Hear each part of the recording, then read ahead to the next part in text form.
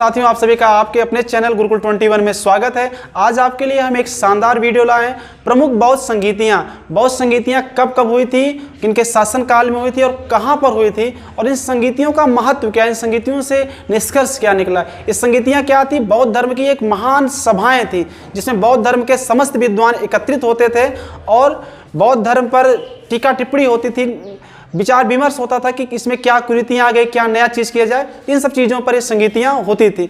हम जानते हैं कि प्रथम संगीत जो हुई थी 483 ईसा पूर्व के आसपास हुई थी। सप्तपर्ण गुहा राजगृह में हुआ था। यह अजातशत्रु के शासनकाल में हुआ था। दूसरी जो बौद्ध संगीत हुई थी यह कालाशोक के शासनकाल में हुआ था। तीसरी संगीत जो है यह अशोक के शासनकाल में हुआ था।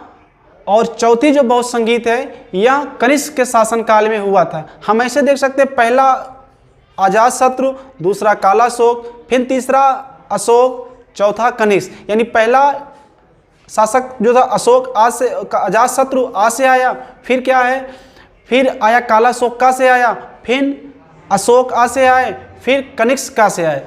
आका करके हम लोग इसे याद कर सकते हैं कि इन शासकों को। तो आते हैं हम लोग अपनी इस वीडियो पर, जो आपके लिए एक बेहतर तरीके से रिसर्च स्तर पर बनाई गई है। हम लोग समझते हैं क्या है बौद्ध संगीत, अध्यक्ष, स्थान, शासक और उसमें क्या प्रमुख कार्य हुए थे। पहली जो बौद्ध संगीत है वो 483 ईसा पूर्व में होती है। महाकश्यप उसके उस संगीत के उस महासभा के अध्यक्ष थे। सप्तपर्ण गुहा राजगृह शहर में हुआ था। शासक उस वक्त अजातशत्रु का शासनकाल चल रहा था। इसमें सुत्त पिटक और विनय पिटक का संग्रह किया गया। हम जानते हैं कि 3 पिटक हैं। पिटक मीन्स होता है पिटारा। बौद्ध धर्म के 3 ज्ञान के पिटारे थे, सुत्त पिटक, विनय पिटक और अधिधम्म पिटक, जो आगे इसमें, लेकिन पहले वाले संगीत में सुत्त पिटक और विनय पिटक का संग्रह किया गया। अगली जो बौद्ध संगीत होती है वह 383 ईसा पूर्व में, लगभग 100 साल बाद, ऐसे हम लोग लगा सकते हैं 100 साल बाद।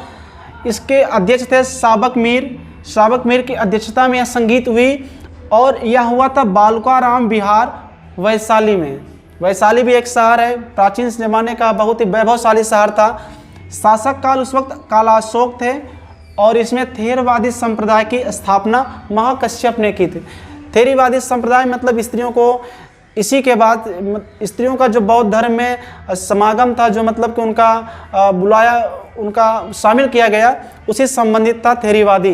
क्योंकि जो स्त्रियां बौद्ध धर्म में बिछड़ी बनती थी उन्हें थेरी कहा जाता था। इसके बाद तीसरी जो बौद्ध संगीत है वह 247 ईसा पूर्व में होती है। इस संगीत की अध्यक्षता मोगालिपुत्र तिस्स ने किया था और यह पाटलिपुत्र उस जमाने में मगध की जो राजधानी हुआ करती थी और शासक थे अशोक। अशोक जानते हैं कि बौद्ध धर्म अपनाने से पहले पूरी दुनिया में अपनी क्रूरता के लिए मशहूर था, लेकिन कलिंग युद्ध के पश्चात अशोक का हृदय परिवर्तित होता है। उसने अपने जीवन में कभी भी युद्ध न करने की कसम खाई और वह एक बौद्ध धर्म का अनुयायी बन गया। और इसी के शासनकाल में तीसरी बौद्ध संगीत हुई जिसमें बौद्ध साहित्य का नया वर्गीकरण हुआ, अधिधम्म पिटक का अस्तित्व में आया। इस प्रकार तीनों पिटक जो है पूरे हो गए, जिसे सामूहिक रूप से त्रिपिटक कहा जाता है। बौद्ध धर्म के 3 पिटारे ज्ञान के कौन कौन से? सुत्त पिटक, विनय पिटक और अधिधम्म पिटक। आगे जो चौथी और आखिरी संगीत होती है बौद्ध धर्म की, वह होता है लगभग 102 ईसा पूर्व के आसपास। उस वक्त शासनकाल था कनिष्क का। कनिष्क भी बौद्ध धर्म का महान अनुयायी था। उसी के शासनकाल में चौथी जो है बौद्ध संगीत होती है कुंडलवन कश्मीर में। कनिष्क के शासनकाल में इसकी अध्यक्षता किया था वसुमित्र ने और इसके उपाध्यक्ष थे अश्वघोष। अश्वघोष उसको उपाध्यक्ष थे और अध्यक्ष थे वसुमित्र। विभाषा शास्त्र नामक ग्रंथ की रचना हुई। बौद्ध धर्म 2 संप्रदायों में बढ़ गया, हीनयान और महायान में।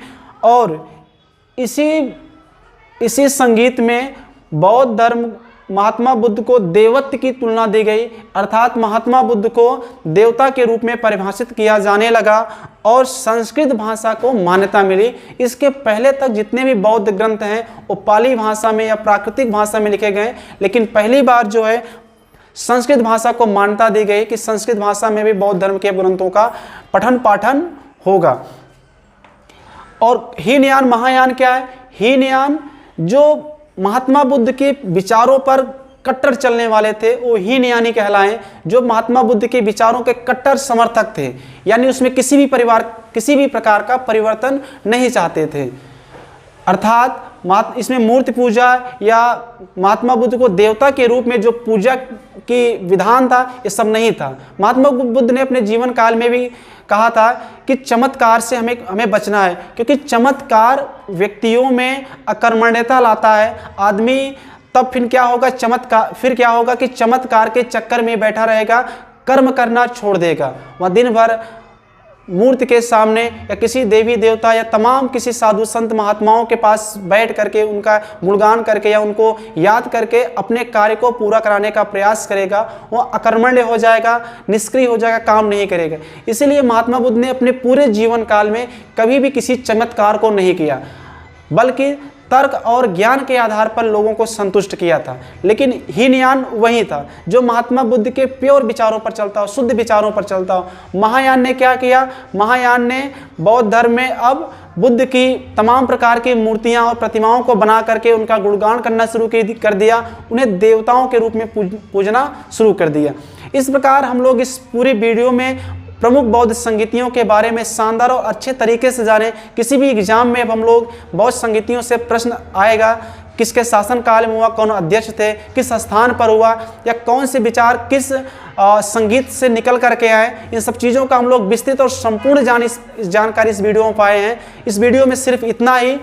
अगर आप हमारे चैनल पर नए हैं तो चैनल को सब्सक्राइब करना मत भूलिएगा, वीडियो को लाइक करिएगा और अपने दोस्तों में से अधिक शेयर करिएगा। जय हिंद।